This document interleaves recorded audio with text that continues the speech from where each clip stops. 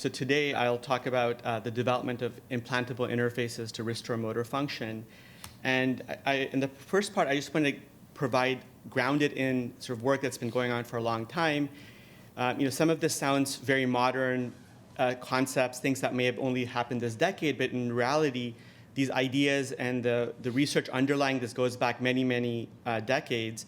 And for example, here's a magazine cover from 1957, where there's already talk about radio to control thoughts. And so there's a long history of people thinking about implantable devices that might control movement, control disease states. And this type of research has really been very successful for clinical diseases as well. And a couple of examples include cochlear implants. Some of this work was actually done at UCSF, some of the seminal work that resulted in translational devices. And this, as you probably well know, allows both adults and children with certain hearing loss to have restoration of hearing. There's also deep brain stimulation, which has been remarkably effective for Parkinson's disease, for movement disorders. It's now being tested in psychiatric illnesses. There's epilepsy devices. So there's a long research history as well as sort of successful translation. And what I'll talk about today are brain-computer interfaces. Another term is brain-machine interfaces. And the hope is to use this technology to improve motor function. And in some ways, it is a natural transition from a lot of these previous work. And at a high level, a big part of this, where these are devices that stimulate in what we would call open loop, meaning just stimulating without responsive to the environment. And a big part of the brain-machine interfaces are to record lots of neural activity. And as I'll show you, be able to really decode intention and allow complex control. And so I have this broken up in 4 sections. I'll just talk about the clinical problem that's being addressed through this research, and then talk about some of the basic science and clinical work, and then just talk towards the end about the work we're doing at UCSF and talk about next steps. And so in terms of the overall goal, it is to address this really large level of motor disability in the US, and this is really an unmet need. And this graph was actually produced by the Christopher and Dana Reeve Foundation, and it's one of these really impressive surveys where they were surveyed tens of thousands of people, and they estimated that in the US alone, there's about 5.5 million patients with paralysis at any given time. And from a rehab perspective, these are not disease, these are disease independent, right? So if you look at this pie chart, it can be stroke, it can be cerebral palsy, things at birth, TBI, spinal cord injury. So regardless of the disorder, there's a very high level of prevalence. And at this stage, there's really not a treatment to improve their, to restore, let's say, reaching or grasping or restore basic functions. There's, of course, things that one can do to improve their quality of life and through existing neurorehabilitation. But this hopes to try to give more complex control, to try, at least in the longer term, to restore some functionality. And an important part to consider, as I'll go through this, you'll probably see, I'll show you some videos, and it's worth thinking about towards the end, about thinking about the future steps, which is the customization, right? And no 2 patients are the same, no 2 diseases are the same, their deficits aren't the same. And I just wanted to highlight this at the beginning, that an important part of the next stage of development is the customization. And this relative slide, I just wanted to highlight some of the potential needs of patients, right? So if you look at this upper category, if there are patients who are locked in, right? So these are patients from a variety of disorders, ALS or Lou Gehrig's disease, a brainstem stroke, or severe TBI. These may be patients who are completely unable to move, and often they are unable to communicate, and they have some residual, maybe movements of eyes, maybe blink. So very limited ability to really communicate. And so for them, a communication interface is paramount. And as I'll show you, some of the work right now is moving towards trying to allow very fast control of a computer cursor or a computer through mind control, right? So this allows someone who's in a locked-in state to interact with their environment. And then if you move down this relative scale here, there are a fair number of patients. We take care of them at UCSF. They may be tetraplegic or quadriplegic. And depending their exact level, there's a very high need for, let's say, upper limb function.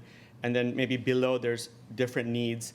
And then someone with, for example, stroke, who may have unilateral limb paralysis, would require a very different approach, right? So this is just to make a statement that as I present this, it's worth keeping this mind, this picture in your mind of the need for customization to patients' needs in the long term.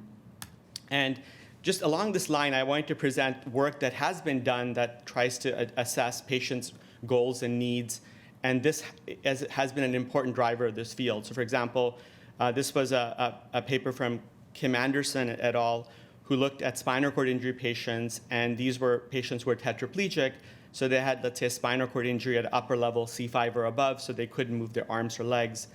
And for example, for them, in this survey, about 50% implied that arm and hand function is really critical. So that's, as you'll see, a big part of the field is trying to look at upper limb, restoration of upper limb dexterity based on these patient needs. Another part that you might see if you lump all the next three categories, it's really about bowel and bladder function. So I won't talk about it today, but there is ongoing research in allowing independent bladder control and so forth. And so, and this has been an important evolution of the field to try to take into account patient goals and needs, not just to build fancy gadgets, but trying to customize this and make them work for individuals.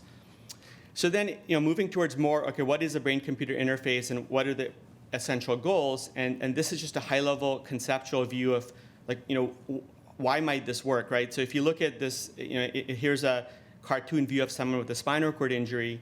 And the main problem here is, of course, that the signals from the brain aren't able to descend, right? So if you look at the anatomy, the brain has motor areas, and I'll go into a little bit more. There's numerous motor areas that help you look at the environment, know exactly what type of grasp or grip to pick in order to interact with an object. And so someone with spinal cord injury, all of that's intact, right? The vision's intact, they can think about it, they can, in their mind's eye, think about movement. It's just those signals don't descend properly because the nerves are cut off. And there's also, of course, a loss of sensory feedback, so they can't feel things, or many of them can't feel. Some of them may have motor deficits, but feeling is intact. And so the idea here is that if the individual can think about this, imagine this, perhaps there's a way to tap into that and to restore function. And here's a more detailed version of this, right? So these are some of the components that are really important for a brain-computer interface. And in this schematic, probably the most important thing is the neural signal recordings, right? And so here, the goal would be for someone to imagine moving left or to think about moving left. And the goal would be to record signals that would reflect that intention. And these neural signals could be non-invasive, and I'll talk about that a little bit. So it could be EEG or scalp recordings. But most of the work I'll talk about here are about invasive recordings. So these are electrodes that are sitting in the brain that can record action potentials, or I'll talk about a little bit more field potential. So this would be, for example, the forest. This would be more the forest. This is the trees, individual trees within this entire brain network. And so the idea is to record these signals and then decode this intention to move and then allow assistive device control. So an important part of this is the real-time analysis. So this module, if you will, would take the neural signals, and I'll talk a little bit about the algorithms. So using algorithms would take these neural signals and convert them to control signals so they can control assistive devices.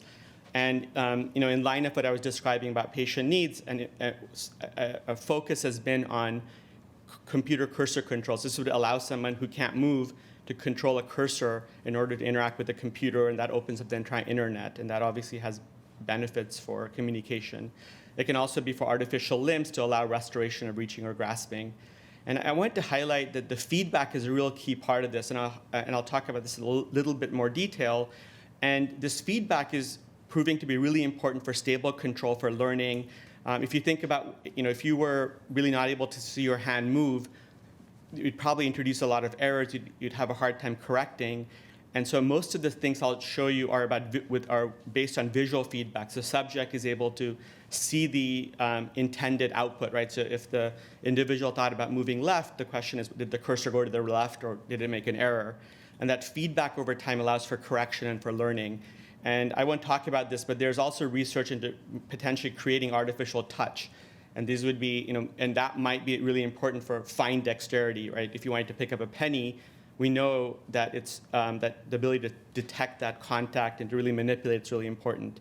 And so most of what I'll talk about are the neural signals, the analysis, some aspects of the device control, and then visual feedback. to illustrate proof of concepts of where this, the state of the art now, and then try to highlight what are potential translational paths. For those who may not be as familiar, I had also as just a slide here to explain a little bit more about recording of neural activity from the brain and to explain the two types of signals. So here is just a hypothetical part of the brain with a lot of neurons, and most of the research that I'll describe are in cortex, so in this rim of tissue around the brain. And so these tend to have high density of neurons, and the two approaches I'll talk about are either sharp electrodes, so these would be tiny, almost like hair, like 35 microns that are inserted into the tissue, and they tend to settle around neuron-dense areas, just they're lowered towards areas with lots of neurons. And so for example, when electrodes is placed here after the tissue heals a bit, maybe a week or so, and that if this green neuron started to fire, these are what action potentials look like. So these are literally a neuron firing an action potential. These are, and these are almost, you can think of them as binary signals.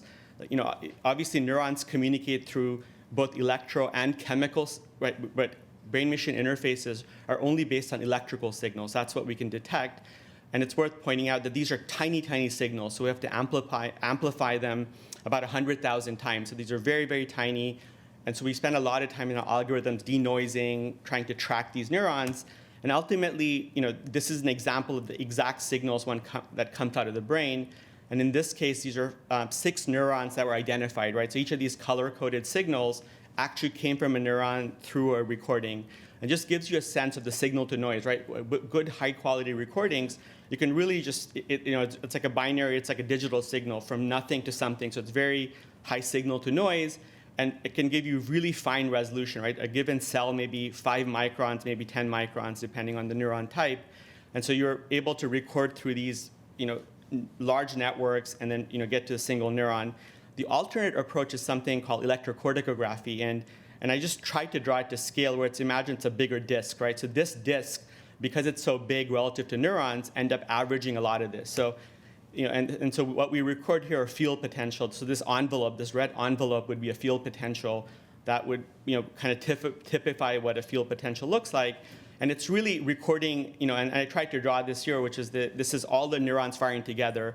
So this is really an aggregate measure. And so one way to think about this is really the forest, right? And these are the trees. So you can either record at this single high resolution point, or you can record at this more aggregate view. And I'll talk about this later, but it's amazing how much information's here.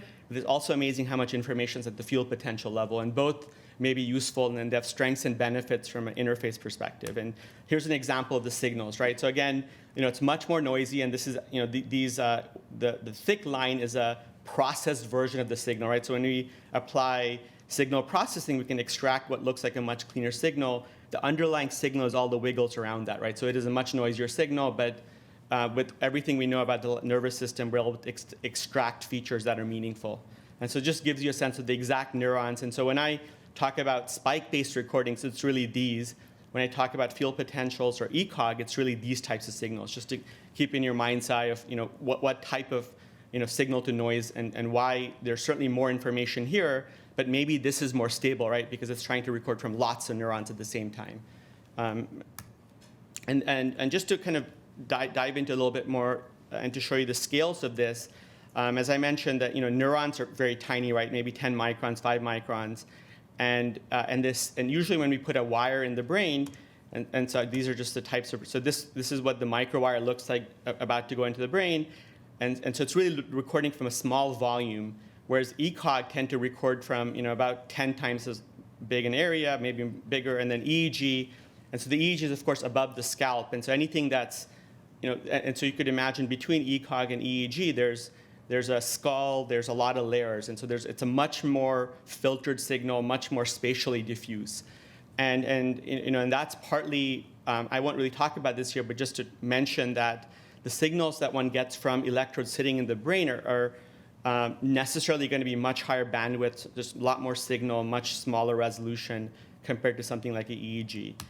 And I had this one last slide just to give you a flavor of these different resolutions, right? So an important part of neuroscience research generally is to understand this, how do different scales of activity really coordinate together to result in neural neural functions. And here's a nice example from the Bujaki lab showing simultaneously EEG. So this is from a central EEG scalp recording, and these are the field potentials, and these other hashes here are single neurons. And so you can sort of get a sense that the EEG, you have a much more sort of a low-pass filtered, small amplitude, right? So you have small wiggles that really reflect these much richer signals. And so for what I'll talk about from the remaining part are these invasive approaches, but I wanted to highlight that there is ongoing research using EEG, non-invasive approaches, and this is still at the research level, but the hypothesis and what I'll show you is that the amount of information you can get out of this is a lot more, and this so far has resulted in more sophisticated control and more reliable control compared to EEG. So that section was just more about like neural signals and really trying to distinguish spiking activity from ECOG. This next section goes into describing what underlies brain-computer BCI control. And this is probably recognized in the field as the seminal paper. And it's, if you look at the date, 1969 was the sort of the paper that really launched the field in retrospect. And this was work done by Eb Fetz, who's still an active professor at University of Washington at Seattle. And he, back then, and it's an amazing solo author paper, just himself doing the research, publishing by himself. And he put electrodes into monkey motor cortex and M1. This is the part of the brain that really coordinates all the downstream, the muscles, the basal ganglia to help you move in a reliable, coordinated way. And these, again, are the single neurons recorded from M1. And what he showed was that these animals can learn to control their brain activity without moving. And back in those days, there was this notion that motor cortex was just this labeled line. Motor cortex would burst, and then the muscles would move. And it really showed that there's these rich dynamics, that the brain can be very, very active. The animals could learn to control their brain activity without moving a muscle. And it suggested this idea that the brain and the muscles and movement are completely dissociable, which in the modern world doesn't seem surprising, but if you trace back the history, that this was really a profound idea. And this really just sort of set the motion of the notion that someone with paralysis who may not be able to move a muscle may be still able to change brain states and control states. And this is just a slide to pay homage to all the basic work that underlies the work that we do now in brain-computer interface. And this is work that's been done for over 50 years, trying to map out the networks for skilled control, right? So if you think about moving, there's a lot of processes that go into that, especially like visually guided movements. If you see a cup, your brain instantly recognizes you have to pick it up this way. If it's a jar of milk, you pick it up with a different grip. So there's this very sophisticated circuitry that helps you look at your environment and rapidly select between what you need to do, actions and so forth. And I just wanted to highlight that even though most of the research in brain-computer interfaces are focused on primary motor cortex, which is this final brain output that goes to the rest of the subcortical areas or the downstream areas, it's really part of this very vast network that's helping it shape and understand its environment and know when to react. And it's worth just remembering that even though we are recording from a few neurons, and a lot of the sophisticated control that I show you are based on maybe 20 to 100 neurons, but it works only because it's part of this vast network that's supporting it, allowing it to shape activity very, very reliably. And so it's just to point out that this basic research was very, very critical to these developments. And then I'll kind of go through some of the papers that helped shape this work in brain-computer interfaces. And in 2000, about 20 years ago now, was another important paper that really highlighted the ability to record multiple areas and in real time decode activity. And so prior to this, just the computational power wasn't there. Folks were recording a few neurons at a time.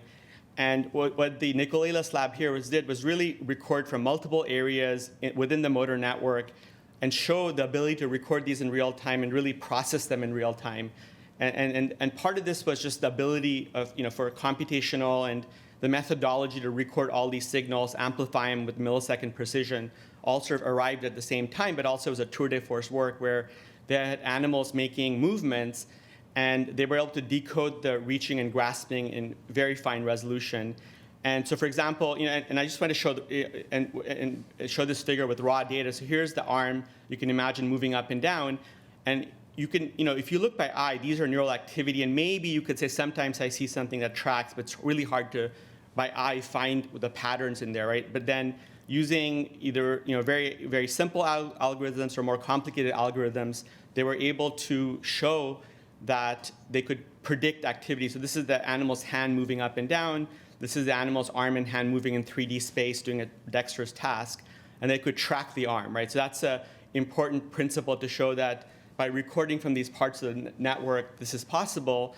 And I think another important principle is relatively simple algorithms can do this. So I won't go into the details, but essentially what this linear prediction is just a regression model. Fairly, that's been around for many, many decades, the idea of a linear regression. And so, and a lot of the subsequent work in brain-computer interfaces have probably benefit from the fact that simple transforms can allow animals and then also humans to control these assistive devices. And not to say that more complicated algorithms can't work, but I think from an initial phase, the fact that simple decoders can work has also been a powerful way to make progress. And in the next parts, I'll just show you some aspects of what does it actually mean to decode and what is the types of signals.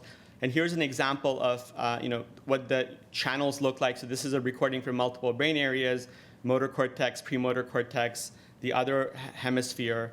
And this is, again, things that I've described. These are single neurons, right? These are firing. And the algorithms that we have can detect whether it's neuron 1 or neuron 2, right? So this was automatically labeled green and yellow, right? So there's a lot of algorithm that goes into tracking these neurons to make sure that we can tell which neuron from another. In this case, there are 3. And these are all recorded simultaneously. And here's an example of the animal making movements. And then these are the neural recordings. And in this case, this is work that I did a number of years ago where you could say, okay, with a relatively small number of neurons, you can start to predict the hand movements. And so here's an example, an animal making center-out movements. So the actual white is the animal's arm making these movements, and it's trained to make these center-out movements to 8 targets. And the red is a prediction from the brain activity. And you might say, well, it's pretty good. And I think I wanted to point out that there's an error, right? There's a consistent offset. It's good, but not perfect. And that's been an important part of BCI, that that there is an error, that the animal has to learn something to get better and to get proficient. And so this is a statement that, and I want to make this distinguish. This is open loop, right? This is the animal making movements. It has no idea that we are taking this cursor and plotting it, right? This is just an offline analysis of the brain activity. What the brain-computer interface is about is closed loop online, meaning all of a sudden it's no longer moving its hand, it's trying to move this red cursor. So here, it was the arm moving and us saying, well, let's record activity, let's predict what the arm is doing, versus here, now the brain activity directly controls the red cursor. And that gets to this idea of closed loop control, right? So this is where the animal has feedback. That error, that little error between what the white was and the red really would matter, right? Because that would mean the cursor wouldn't get to the goal. And this is just to highlight that again, where we can record brain signals, whether it's these bed of nails, which are these arrays that are sitting in cortex, or these electrocorticography, these disc electrodes. These signals are processed, and these algorithms go into these actuators I've described. But importantly, there's this feedback, right? So subject has to learn and compensate for these errors. And as I'll show you, this is an important limitation of current approaches, and some of the research we're doing is trying to understand how to really improve feedback and how to use how to enable long-term plasticity in order for reliable control.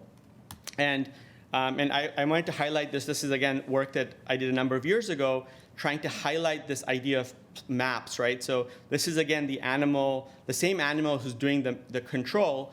Now imagine this, this is white, but imagine this is the red cursor. Now the animal is no longer moving and has to control this cursor with brain activity. And, and so what this is 19 days of control. So every day the animal would come back and try to do the center-out task without moving, only by moving its brain, changing its brain states in order to make these movements. And in the first few days, there's a lot of mistakes. And what I'm trying to show you is here the first 5 minutes of plugging the animal in, right? So the first 5 minutes, there's a lot of adjustments. And then, over the hour session, you can see he kind of gets better. On day 4, he gets plugged in, makes mistakes, and gets better. What's interesting is if you look at day 6, 8, and 10, he's ready to go from the outset, right? And this is something that we call essentially a plug and play, right? So with learning and plasticity, that this type of control can become basically like a natural movement. There's no need for training anymore. And I'll show you towards the very end how this principle has been important for what we're doing at UCSF for translating neuroprosthetics or BCIs to patients to make it more reliable. And of course, what's an important part of that is to really understand why does this happen, right? So why is initially the animal making lots of mistakes and has to learn every day, whereas with time it becomes really the system in which the moment, for example here, day 6 onwards, the moment he's plugged in is quite good. And it really goes towards brain plasticity, right? So in this system, we're able to track the neurons with learning. And what's interesting is if we look at these early periods, the brain map is just really quite unstable. Even though these are the same neurons, the animal hasn't really figured out a strategy to reliably do this. Whereas later in the time, there's a very fixed transform. So there's essentially what we would call a fixed map, where the moment we plug him in, these neurons have certain tuning properties that just get locked right in. And so it's essentially a form of adult plasticity in which these neurons can change their properties and tuning in order to become really stable. And here's another view of that, right? So this is the performance curve. So this is the animal over 19 days learning the control. And these red curves are the actual changes in the map properties. And what this shows is that during unstable performance, the map is stable. When the performance gets really rock solid and stable across days, the map is really crystallized and stable. It's just to highlight, and again, I'm spending a little bit of time on this because this probably will be important for long-term stable control across days and weeks, something, of course, that's desirable in a brain-computer interface in a patient. And just to make one last point, which is that this, we found only worked when their signals were stable across time. And so we showed in controls that if the signals are unstable, so for example, if every day the signals change, this doesn't happen. So it's something about the animal practicing this task with the same transform and the same set of neurons. And again, and I just want to foreshadow towards the end to say why this may be important for translational purposes.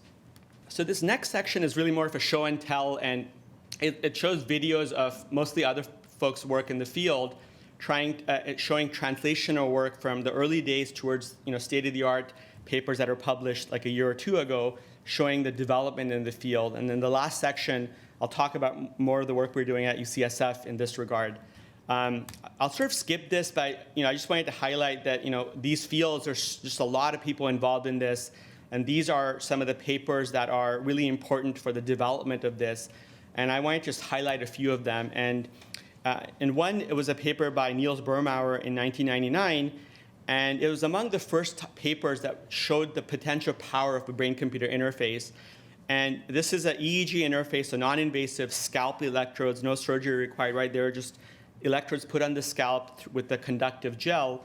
And he had a long interest working with ALS patients with Lou Gehrig's disease. And he had 2 patients who had advanced ALS who were, this is in Germany, who chose to remain on the ventilator. So they're ventilated, they were artificially fed, but they couldn't really communicate. So they could barely move their eyes. So they're really in this really severe locked-in state.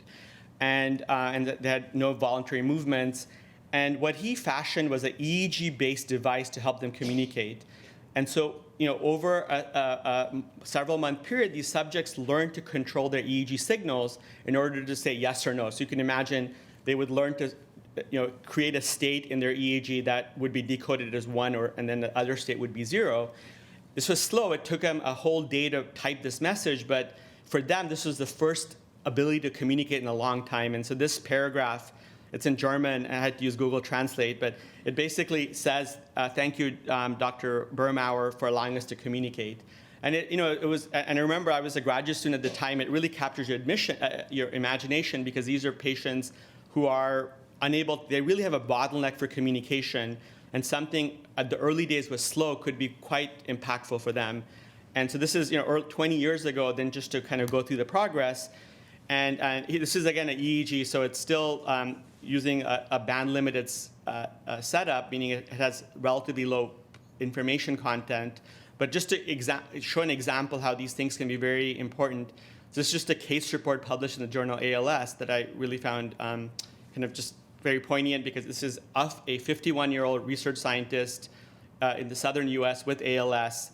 And he learned to use a EEG interface in order to type and do emails. And in fact, they reported that the subject could actually wrote a R01, meaning an NIH grant, and got it funded.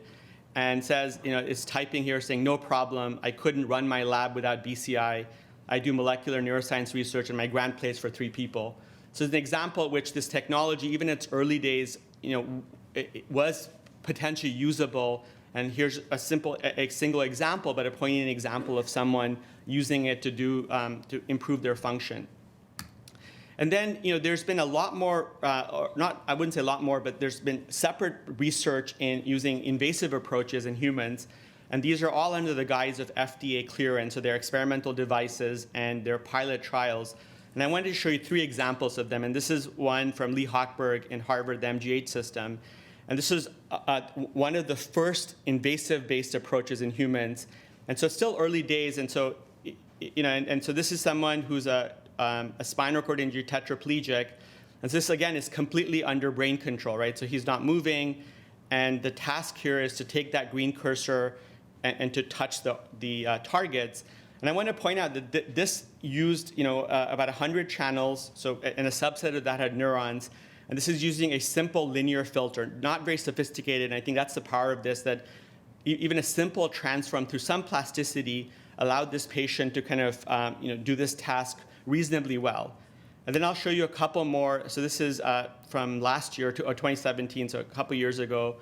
And the performance has gotten better, as you'd hope, right? This field has been progressing. And this is from the Shenoy lab at Stanford. And this individual is, again, someone with ALS and is unable to move. But you can see the much better control, right? And so she's, I believe in this video, asked to type about how she got her kids to play piano or something of that sort. And, so this is, I would say, by far the best control demonstrated to date. And this is, again, based on spikes. And so these are moving quite well. She's clicking and selecting, right? The next one is up. And this is a few years earlier, but from a group at Pittsburgh, the Andy Schwartz group. And they, again, had a tetraplegic. In this case, it was someone with a neuromuscular disease and couldn't move. And here, they're also using spike-based technology, so the arrays. And they are trying to, so the subject learned over several weeks to manipulate these objects. And what was an important milestone for this research was that they used a clinically viable or a clinically important scale. And so this is an ARAT test, which is used often in spinal cord injury and stroke research to understand someone's functional recovery. And so you can say for this session, it's quite remarkable, right? So, and this is only with visual feedback. There's no proprioception, there's no tactile sensation, right? So this is all vision, and it shows you the potential, right? And then this, the one before with the cursor control and this with the robotic arm are by far the best to date. And so so this gives you a sense of what's possible. And the next part, I wanted to just talk a little bit more about translational challenges and talk about things we're doing at UCSF to try to bridge some of these. So hopefully from what I've shown you and based on the videos, I think there should be no doubt that this can work, right? There's examples, and there's more and more in the literature showing that BCIs can work, that paralyzed patients can learn to control their brain activity in order to control complex devices. And then the question is, well, why isn't this in many more people? Because the need is quite great. And it ends up being a couple things. One is that the signals are not stable. And so this Utah array, so that's the basis for all the work that I've shown you earlier. And so these are arrays that are silicon probes that actually go into the brain and are recording activities I showed you. The important point is these are very, very stiff. It turns out the brain is like a ball of jello, so it's constantly moving. It's not very stiff, and this is a very stiff device. And we now know that when the brain is moving and this device is not moving quite as fast, that this can lead to degradation of signals. There's gliosis, there's loss of the signals. So this is an important problem with long-term longevity. The other is that these rely on single action potentials. And if you think back to one of the earlier slides, those these arrays are recording from neurons that are really, really close to, that have to be within a few microns of it. And so every day, it turns out that we lose the neurons, so you can't really track the neurons. And so it turns out that that the type of control isn't always reliable. Some days it works, some days it doesn't. So it requires a lot of training. And so so those are two limitations about the signal instability and the lack of long-term reliable control. And the other parts that are, things could be solved if the signals were stable, if the training were more stable, and required less training. You could imagine that this would also reduce the complexity.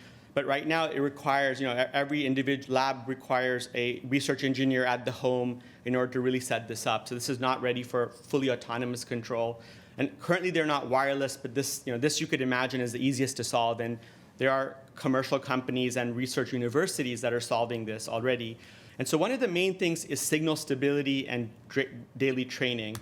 And so this last part, I'll talk about an ongoing trial at UCSF we've currently enrolled one subject, which is trying to use technology that is hopefully more stable and that can leverage more of the plasticity that I showed you was important. And the last part I'll talk about, the other part of our lab that works on trying to use this type of technology for stroke rehabilitation for recovery, and I'll just highlight why that's different from this. So we have an ongoing trial that's also FDA, under the FDA clearance, and it's an experimental device. And so unlike the array that I talked about, the spikes that go into the brain, so these are electrocorticography, and so these are discs sitting on the brain surface. And so there's potentially two benefits. One is because it's averaging a lot more tissue, that perhaps this is more stable, that that micromotion is going to be less devastating on a day-to-day basis. And this might allow us to do more daily training and engage plasticity. And I'll show you, this is indeed what we find, is that we can make patients learn a skill that they don't forget. So it's basically approaching plug and play for our subjects here. And we're currently enrolling additional subjects. So our hope is to demonstrate the long-term longevity of ECOG, as well as the training and the stability. And I wanted to also point out that ECOG has been used in other medical devices, so we know that these signals can last for over a decade. And so, if one could show that ECOG was, and because it's a much more averaged signal, it remains unclear if it can result in more complex controls. So that's an important part of our trial. And so the two goals of our trial are to look at a typing interface and then to look at complex robotic arm control.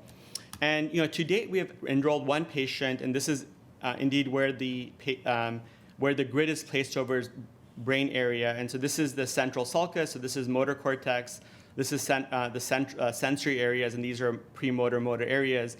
And so, if you were to look at the Utah array that I've been describing, it would be like one of those dots. So just to put it in scale, these are much larger scale. And what we have found to date is that with training, our subject can really achieve a plug-and-play state. So this for us is very exciting because with about a month of training, the subject now, we just plug him and he's good to go.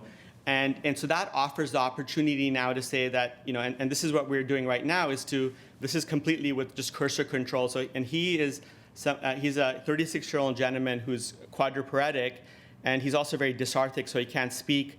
And so for him, he's not moving. This is fully under brain control. And with learning, he's able to do this point and click. So he goes to each of the targets and does a brain click in order to turn the cursor red. So this is akin to your mouse click. So this is him going to a target on the screen and clicking. And then for us, it's exciting to also look at the neural plasticity, right? So what this is the patient's neural responses over a many-day period. So each of this is a daily map analysis. And so it's essentially this grid, but in a matrix form. When something is red, it implies that channel is really active. When it's yellow, it's not very active. And so what's interesting is that in the early days when he's training, you can see his brain activity is quite unstable, that he hasn't converged on a solution. And then all of a sudden that he sort of kind of gets it, his performance gets stable, and then all of a sudden this brain map has been stable for several months now. So he's able to recall it, and it acts like a memory, right? He's able to tap into it very reliably. And so we're, and so this is still early days for this trial, and we're, and we are now measuring the bit rates in terms of its communication output and trying to push the the limits of performance. But to us, it's exciting to at least say that even this lower resolution, because it's much more averaging, can result in a stable signal and can engage these brain plasticity mechanisms. And so this is just to show that this would be an alternative approach to spike-based approaches, and to be determined which of them will end up being the most clinically meaningful and most stable. But just to highlight that at UCSF, this is something that's currently ongoing and currently recruiting for subjects 2 and 3. And so the last part I wanted to end with, which is more at an early translational stage and something that we're thinking about from a translational perspective, is how to use this brain-computer interface technology for stroke. And stroke is extremely common. It's the #1 diagnosis at UCSF for neurology, probably. It's very, very common. And about 50% of those patients are left with upper arm impairments that limit independence. And I wanted to contrast what I've been showing you with brain-computer interfaces for stroke versus someone with spinal cord injury, right? So in spinal cord injury, the brain would be intact, whereas, of course, in stroke, there's a lesion. There's actually damage to the brain.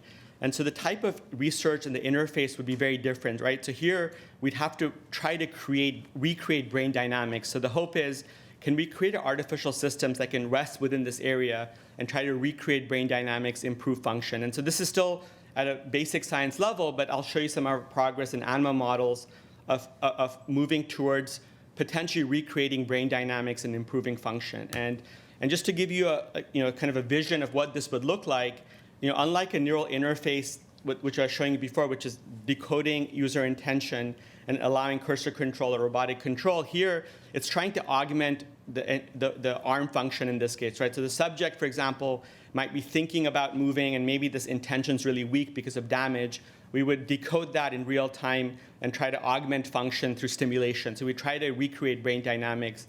And this is, as I'll show you, it's something that we've had success with, trying to recreate how neurons are co-firing together in order to improve function. And and so what are some of the questions that are important for this is, well, what would an electrophysiological target look like, right? If we're recording brain activity and trying to decode intention, what is the exact signature in the lesion brain relative to normal brain? And then how might this be a therapeutic target? And I wanted to contrast, so the other part of our lab really tries to understand normal skill movements. This is in rodent models to try to figure out signatures that might be a target. And I won't go into a lot of details, but I want to show you two parts of the motor network and why synchronous activity is really important for control. So this is we're recording from motor cortex, which I've been talking to you about, and we're recording from one part of the basal ganglia, the striatum, which is one synapse below motor cortex. So these are heavily connected. And here's a rat learning control. Early days, that when the animal's learning, this cloud of dots imply the animal's very variable, isn't able to do it well. With training, it becomes a skill where the animal's very accurate and very fast. So it's fast and accurate, which are hallmarks of a skill. And if we record the brain activity, what we see is this characteristic change in the synchronicity. So if you look at early days where, if you look here, you might see some squiggles. And so it's interesting that the neural activity early in learning, similar to what I showed you in the ECOG, is very variable. From trial to trial, it's not reliable. When the brain or the animal finds a solution, there's these bursts that emerge. And so hopefully you can see these oscillations here compared to these cycles there, even the muscles. And so what we have found is a hallmark of skilled movements are these reverberating patterns of activity that are throughout the motor network. And as I'll show you, these are an important signature that helps us improve function after stroke. And this is another view of that. If you were to record it at a single trial with the animal reaching and grasping, we see what this is helping do is drive coordinated activity across brain structures. And if you think of what motor cortex has to do, it's integrating all the cognitive cues and then driving many subcortical nodes, the muscles, the spinal cord, brainstem nuclei, and the basal ganglia. So it's really important to synchronize. And here's another view of that with training, when the animal goes from this early slow and not accurate to more accurate and green and fast, that these yellow streaks reflect the system really reverberating in this oscillatory mode. And so for us, it's a potential therapeutic target to look at injury.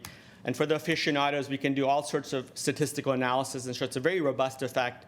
When the animal transitions from unskilled to skilled, this transition point, the hallmark is this oscillatory activity. And so we've been studying this in a recovering animal, and we have found that basically by recording in the residual tissue that we can segregate good recovery versus poor recovery based on these oscillatory dynamics. And so, for example, this animal recovered well, and so here all of a sudden, it became very accurate. So this was not accurate. And these yellow streaks, again, are the oscillatory dynamics. And you can see with recovery, when this pattern starts to reemerge, that the animal becomes much more accurate. And so this, and if you were to look at another view of this, part of that, what's going on is that it's the tissue here re-engaging and having patterned activity that's now able to drive muscle, whereas early on, the patterns are unreliable, very weak. And so the common theme is that maybe after injury, if there's this poor patterning, function is not reliable. With recovery of this, it becomes more reliable. And the important question is, what about animals that don't recover? And this is analogous to what we see in stroke patients, right? Somewhat around 50% of our patients have a stroke. They just don't recover. So they would resemble animals that remain in this state and don't transition to this state. And the question, of course, is can we do something artificially to recreate this type of patterning to improve function? And that's essentially what we have found in our rodent models. And what we have done is a closed-loop system that's recording activity and then stimulating to create artificial patterning. And this is the type of effects we can see where here's an animal with a chronic deficit, so can't really reach and grasp very well. And when we turn on our device, which is recording and stimulating, the performance goes up. We turn off the device, it goes back, and so forth. So you get a sense that this device is, when it's turned on and able to generate these artificial patterning, can actually improve function. And so this is kind of our working model where the intact nervous system is really about these brief oscillatory dynamics that help reliable function. And with injury, there's a loss of this, poor behavior. And then when we induce these artificial oscillatory dynamics, we can go back to this.